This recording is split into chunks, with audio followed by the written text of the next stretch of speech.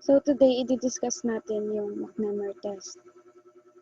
First of all, it is a non-parametric test, which also means that it is a distribution-free test. Also called within subjects chi-squared test. Tinatawag tong within subjects chi-squared test because McNemar's test follows the chi-squared distribution table. Isa siyang matched paired test, matched as in two related groups like same age and same sex yung mga respondents, and paired because we are collecting data from the same person before and after the treatment.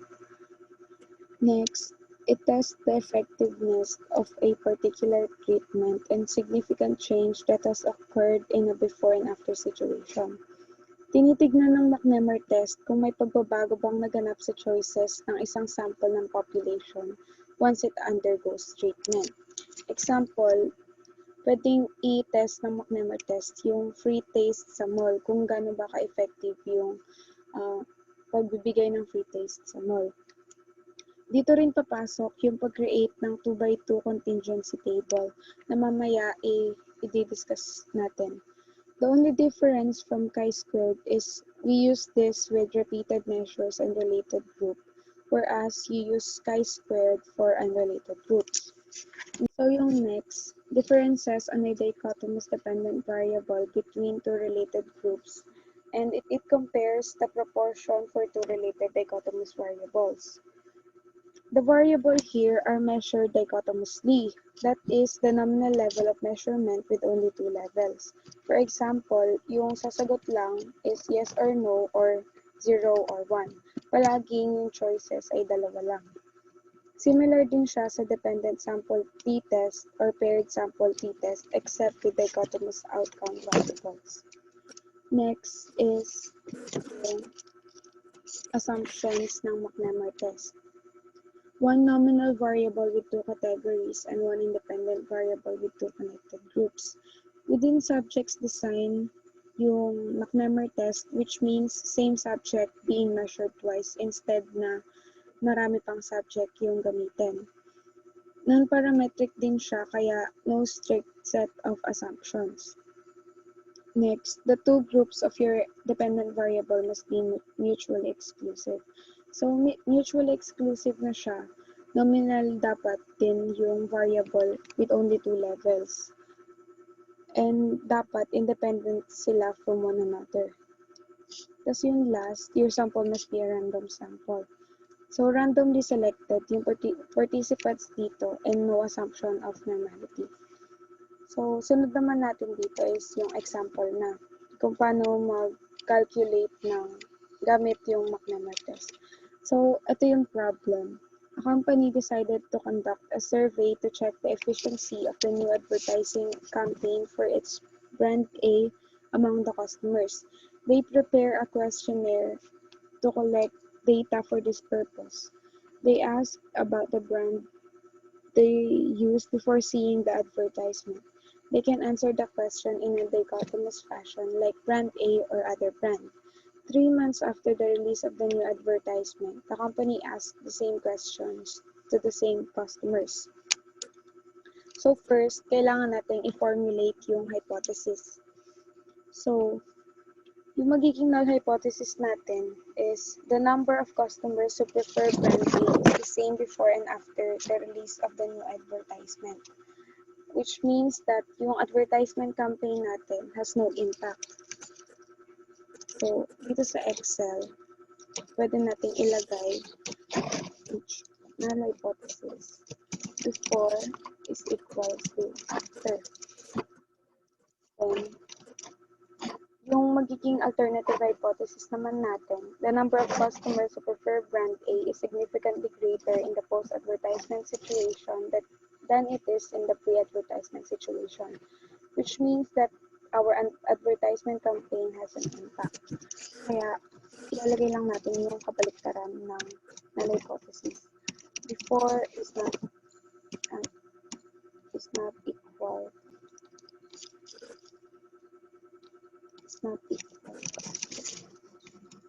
So, sunod yung questionnaire.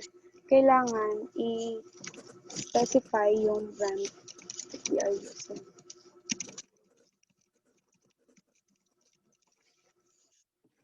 Dito, yung gagamitin lang natin is brand A para mas madali siyang tandaan.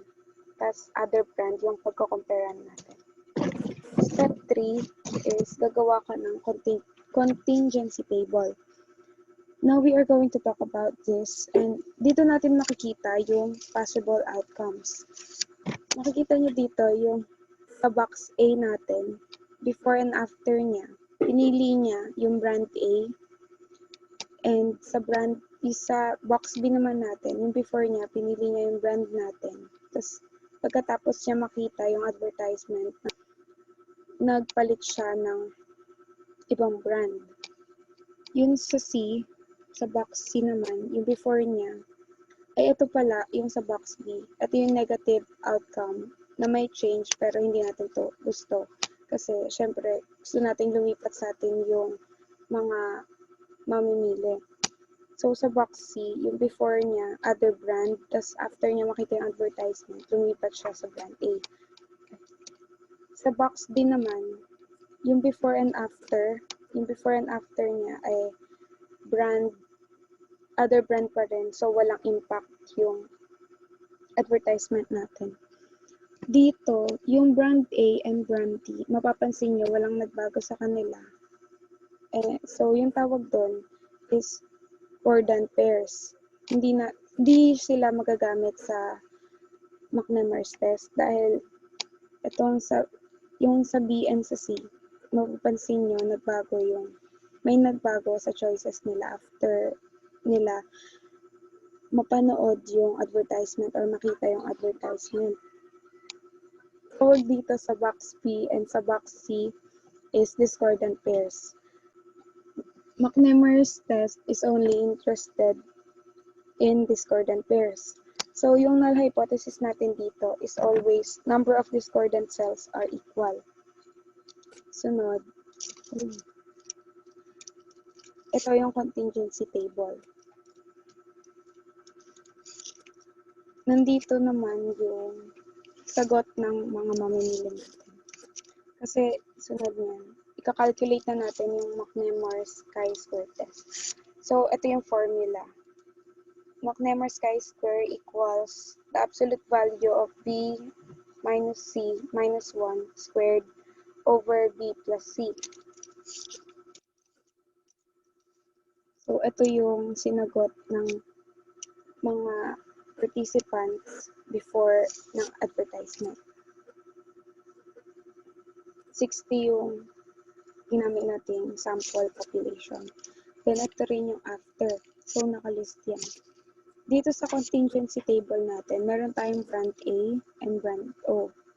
Brand O yung gagamitin natin para sa other brand na kalaban ng ating brand. So, before advertisement, dito sa column na to, ito yung walang pinagbago. Kaya makukuha natin siya by using this formula. Equals count ifs kasi dalawa siyang column. So, count ifs, then criteria range, yung simula dun sa unang participant hanggang sa dulo. Tapos, kailangan natin kunin bilangin yung criteria 1, which is 1. 1 is nagsisimbolize sa brand A, and yung criteria range ng after nila mapanood yung advertisement. Kunin mo rin siya. Tapos since wala nga pagbabago yung sa brand A, after yung sa box A, ng before and after advertisement, 1 din yung criteria na hanapin. So, ayun, 7 lang yung walang nagbago. Yung kahit before and after ng advertisement, yung ginagamit pa rin nila is yung brand A. Yung brand natin. Sa B, yung sa box B naman, nakikita nyo naman dito. Yung before niya A, yung after O.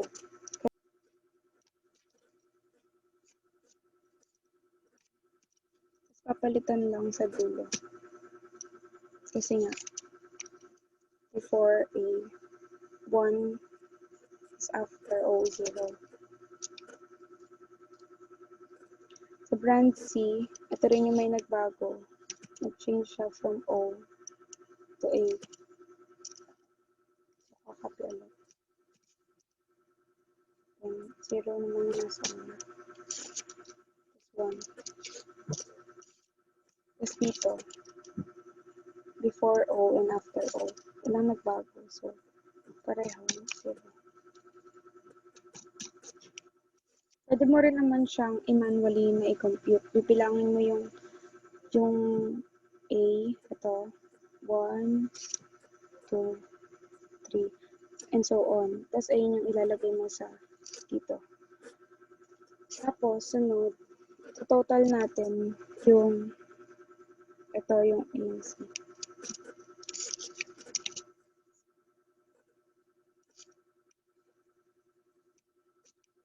Ganun din sa mga susunod.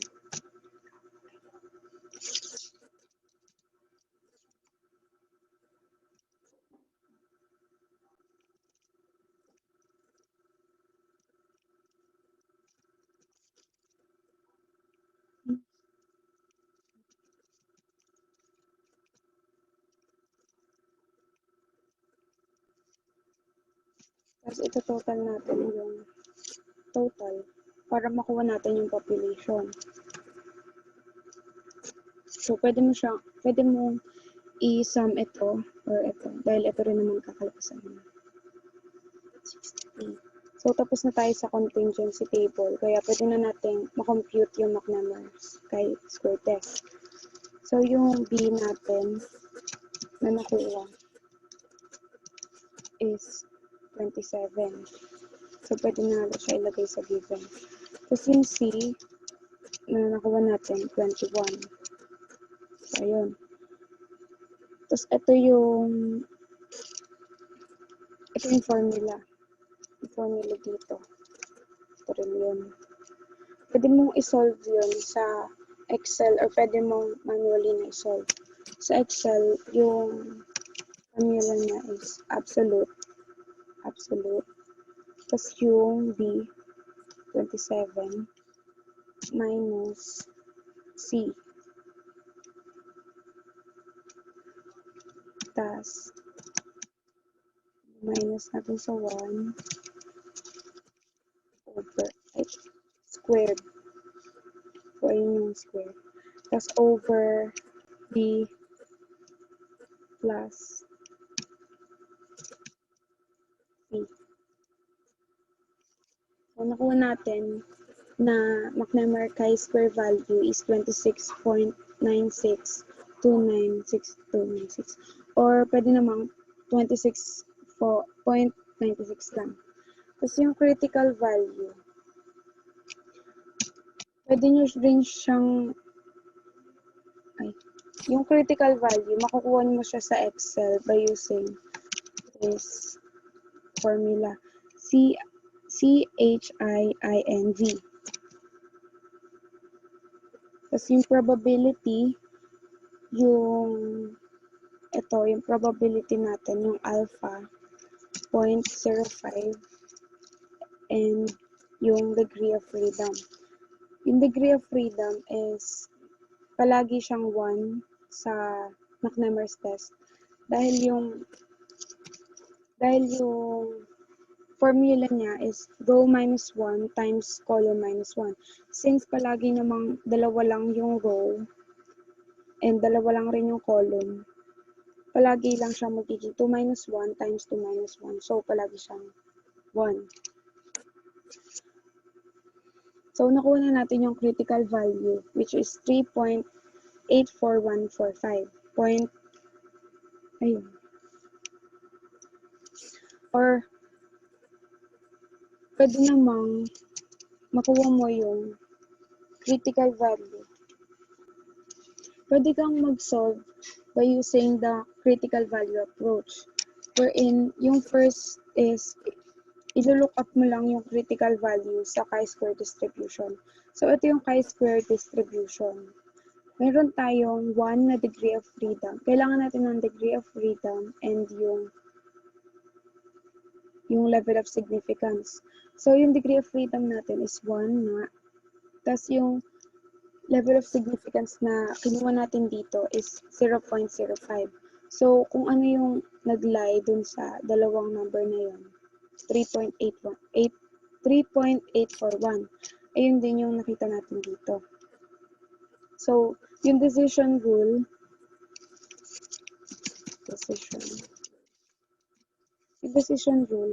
kung yung chi-square value is greater than critical value, i-reject natin yung null hypothesis. So, since 26.96 is greater than 3.84, i-reject natin yung null hypothesis dito sa problem natin.